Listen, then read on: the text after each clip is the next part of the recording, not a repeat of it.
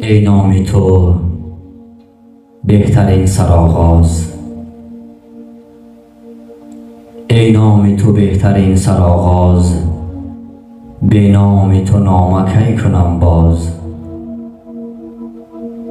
ای یاد تو مونسی روانم، جز نام تو نیست بر زبانم. از قسمتی بندگی و شاهی، دولت تو دهی به هر که خواهی. از آتش ظلم و دود مظلوم، احوال همه تو راست معلوم. ای هیچ خطی نگشت از اول، به حجت نام تو مسجل. هم قصه نانموده دانی، هم قصه نانموده دانی، هم نامه نانوشته خوانی.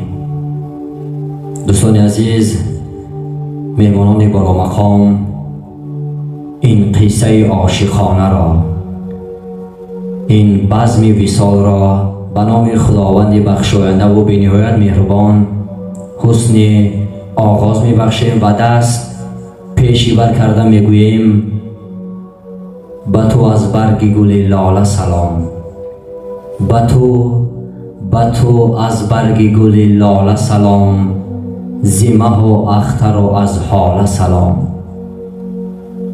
خبرت نیست اگر از دل ما، به تو از درد دلی لاله سلام. عمر ما رفت ولی عشق نرفت، به تو از عشق 200 ساله سلام. هرگاه آتش دل رو بزند، به تو از تندر و از ژاله سلام. این سلام نامه ز ما پیغام است، شکر بی شکوه و بی ناله سلام. سرآول دوستان عزیز، مهمانان ارجمند، سلام عرض میکنم به کل شما و حضور شما را به این کاشانه ای که سرشار مهر و محبت است. صدقاً خیر مقدم نور دیده تاج سر میگویم و میگویم: دوست کوبت گردر ما، مرحبا دل تنگ نیست. دوست کوبت گردر ما، مرحبا دل تنگ نیست. نیست ما را چین ابرو، در بغل هم سنگ نیست. گر بریزد بر سر ما دوست باران سخا، غیر سرسبزی دیگر در باغ دل آهنگ نیست.